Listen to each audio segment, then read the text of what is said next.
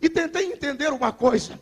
Muitos de nós aqui, se fôssemos passar pelo crivo de Pedro, nós seríamos todos reprovados.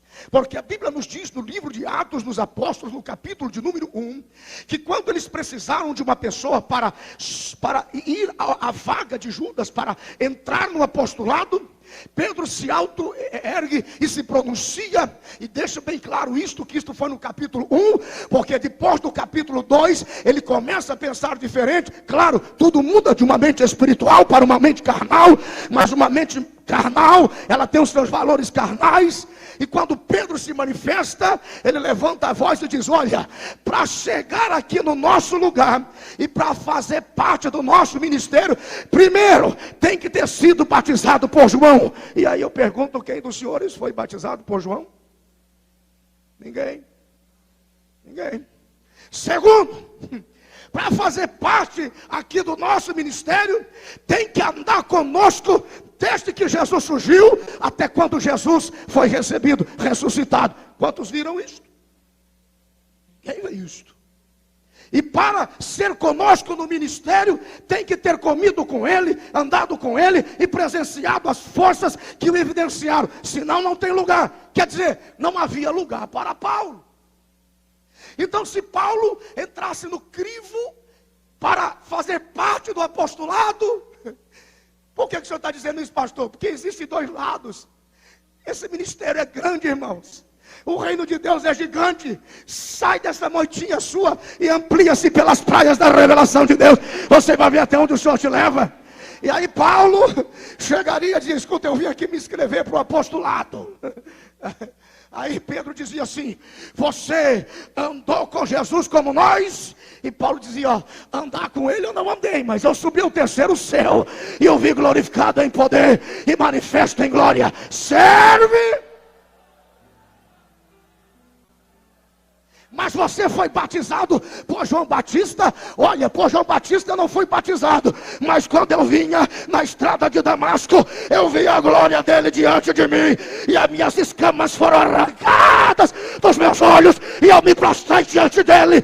E aí, será que serve?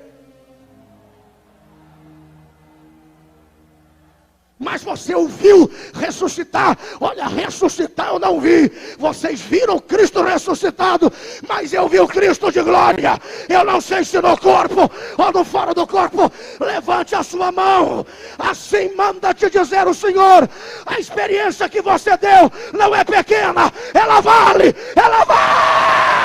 E Deus vai se utilizar dela.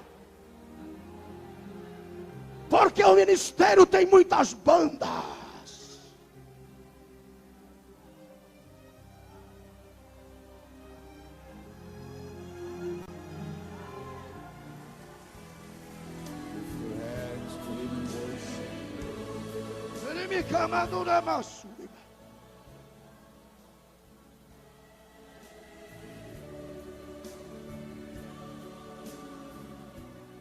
Vamos continuar, é uma sugestão do verso 1.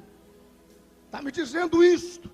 Chegaram, movimento, outra banda, crescimento, expansão, província, novo desafio de fronteira. Quando você pega o verso de número 1, você descobre, ligando ele com Lucas, capítulo 8, e verso 26, que o espaço geográfico se amplia, porque a Bíblia diz que Jesus vai para a terra dos Gadarenos, e Lucas observa o seguinte, que ficava defronte da Galileia. Diga comigo, defronte da Galileia. Outra vez, defronte da Galileia. Experimenta dizer isso estendendo a mão. Diga, defronte da Galileia. Vamos aplicar? Coloque a mão direita no coração. Diga assim comigo: tudo aquilo que até hoje eu vivi em Deus é bom, é agradável, é tremendo, inesquecível, incomparável. Mas nada se aproxima daquilo que me espera de frente.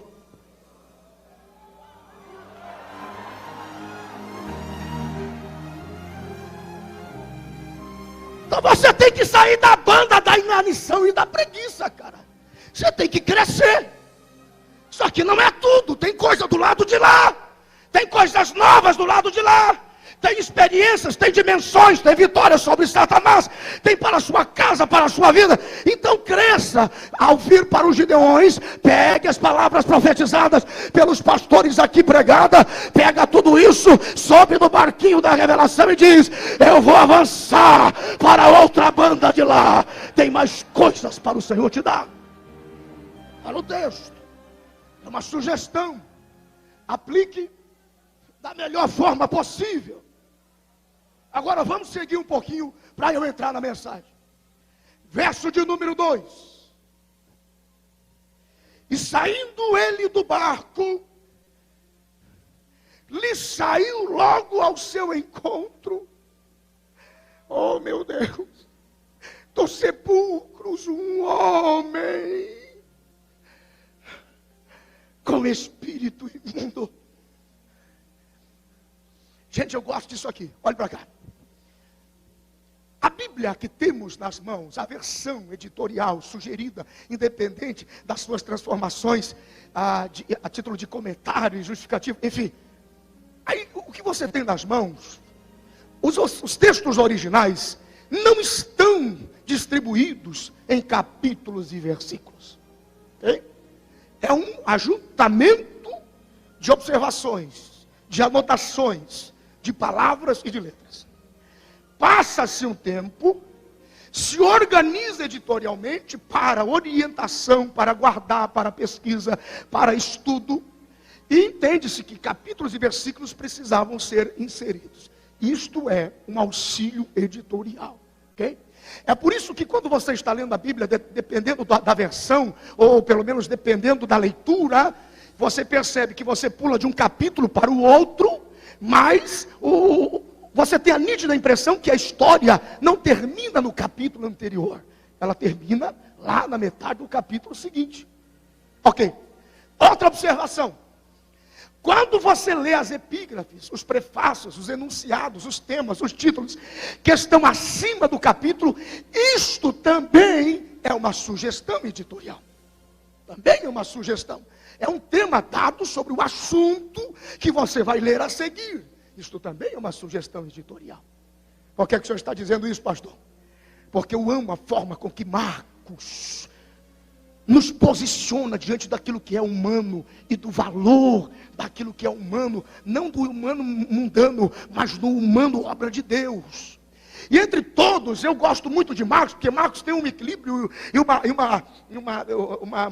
distinção, uma moderação. Quando Mateus narra a história de Pedro andando sobre as águas, e aí pede, e aí Mateus, como é que foi a história? Rapaz, foi uma coisa terrível. Pedro se meteu no meio da água, gritou do lado dizendo: é o Cristo. Olhou para Jesus e disse: é o Senhor mesmo, eu vou por cima da água. E Pedro se meteu por cima dessa água, e quando ele está no meio do caminho, o vento assusta, ele fica com medo, começa a afundar, e Pedro foi uma confusão, que vocês não sabem da onde Marcos tem tamanho. Agora, quando Marcos narra a mesma história, Marcos diz assim: como é que foi?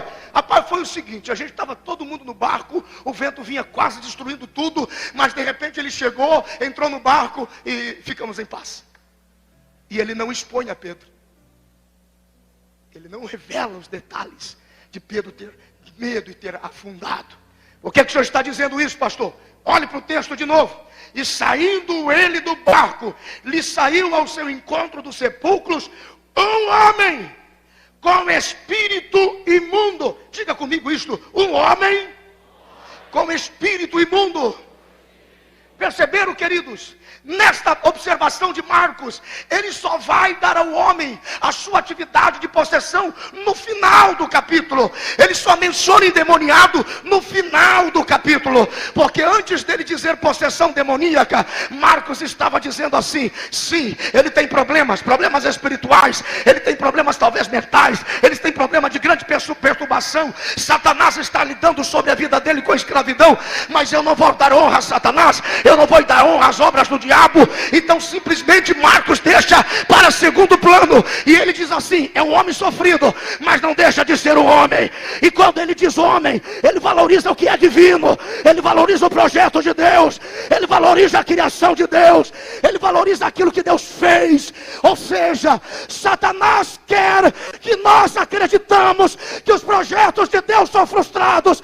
Ei, pode estar difícil, mas o teu filho não será filho de Satanás, ele é filho de Deus, é uma obra de Deus.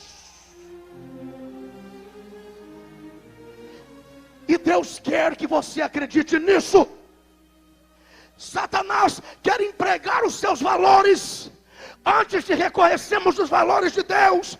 E quando nós damos ouvidos à sugestão de Satanás, nós nos distanciamos das pessoas. Se você se aproximar para um bêbado, se você se aproximar de uma prostituta e olhar para o rótulo de Satanás na vida dela, você não vai conseguir se aproximar. Se você olhar para um bêbado e ver o rótulo de Satanás na vida dele, mal cheiroso, fétido, embriagado, você vai cortar a volta. Você vai passar por outro canto, por outra estrada. Você não vai querer interagir com o rótulo de Satanás. É por isso que o missionário precisa ver além do rótulo.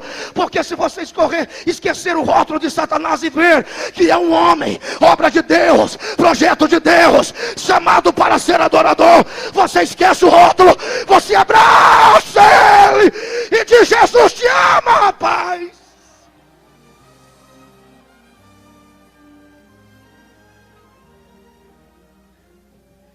Satanás está querendo rotular os filhos de muitas famílias aqui.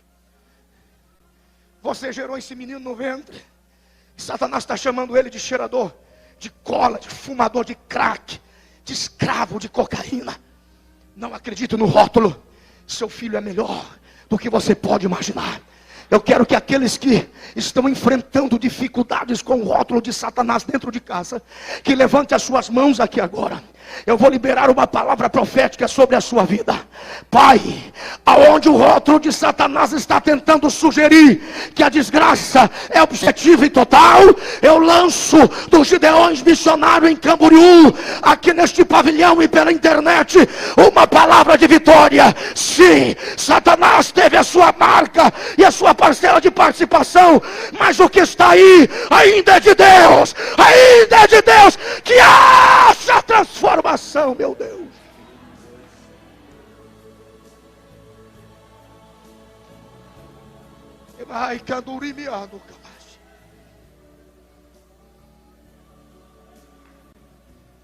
Olha o verso de número 3. Eu estou apenas sugerindo uma leitura que, quando você lê, você enxerga o que está ali. Depois que eu terminar, aplicarei a revelação dentro do texto que o Senhor me deu. Apenas uma sugestão. Verso de número 3.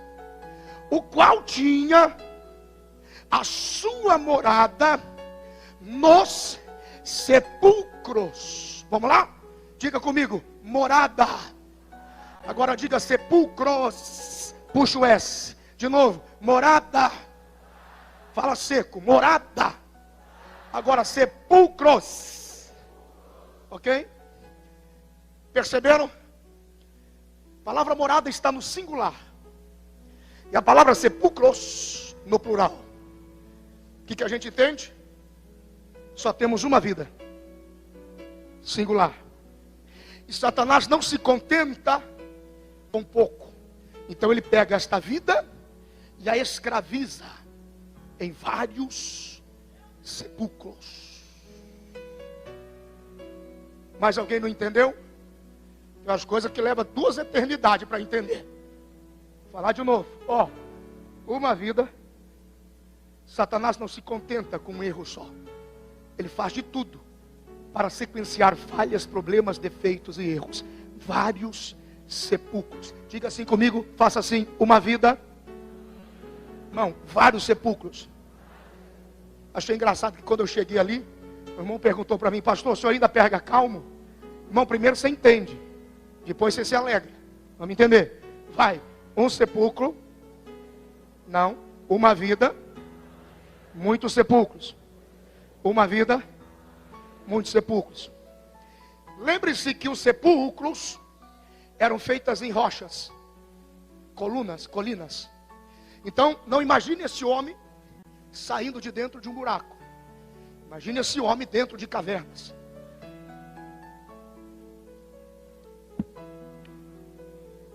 Imagina os discípulos vindo de lá para cá, tentando aconselhar Jesus. O senhor não conhece esse homem.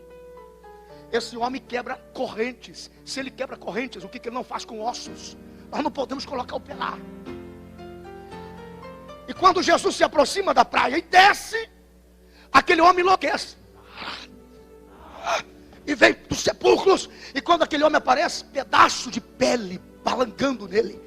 As pedras. Sai do sepulcro. E a Bíblia diz que ele vai na direção. Imagina a reação dos discípulos.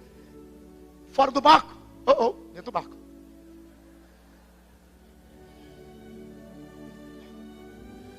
Senhor, ele quebra correntes. Se ele quebra correntes, o que ele não faz com ossos, com carne? Pastor Elias do Rabo, os discípulos.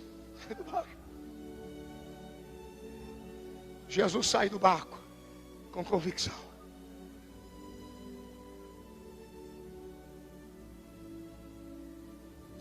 Calma, gente.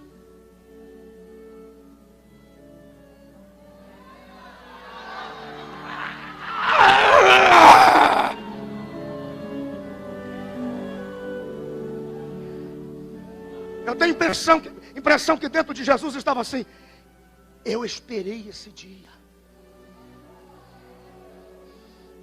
Sabe por que eu tenho convicção disso? Gira a Bíblia, Marcos capítulo 1. Fazer uma ligação aqui. Vou aproveitar que eu tenho a mania de pregar e a gente prega muito em escola bíblica e acaba acostumando. Olha aqui, capítulo 1 de Marcos, verso 21. Entraram em Cafarnaum e logo no sábado, indo ele à sinagoga, ali ensinava.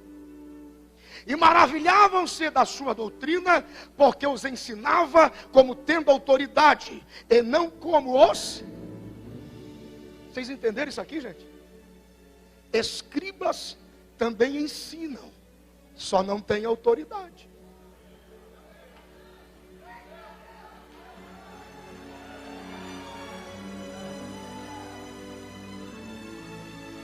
É por isso que está cheio. Pastor Iris Goulart Seixas, meu pastor, 14 anos. Fiquei 14 anos com ele. 13 para 14 anos eu. Fiquei 14 anos com ele. Eu tinha 13 para 14 anos, ele ligava na minha casa. Eu vejo poucos pastores fazendo isso. Hoje, como segundo co-pastor da igreja de Foz do Iguaçu, eu faço a mesma disciplina, porque você tem que ter a coragem de imitar para aprender. E o meu pastor ligava para mim em casa, pastor Iris, está em Curitiba hoje. E ele ligava para mim em casa e dizia: Benhur, corre aqui. E eu ia para a igreja. Porque eu cresci aqui dentro. Com 13 anos ministrava. Aos 18 anos conheci pastor Jean na Escola Bíblica de Obreiros. Enfim. Escreva aí, meu filho. E ele dizia para mim: princípios de santidade. O que é, pastor? Escreva aí, meu filho. Princípios de santidade. Santidade. Eu pegava uma folha e escrevia dentro do gabinete dele. Escreva aí, meu filho. Separado com exclusividade para Deus.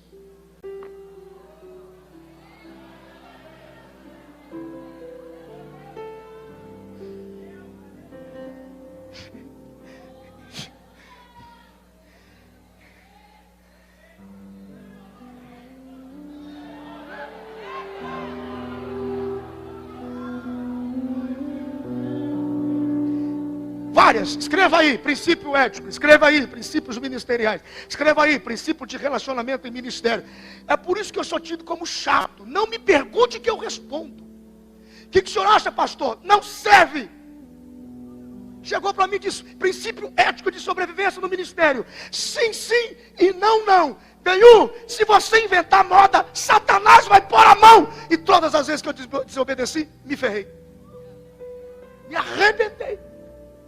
Porque esse é o procedimento. Não concordo. Não concordo. Concordo.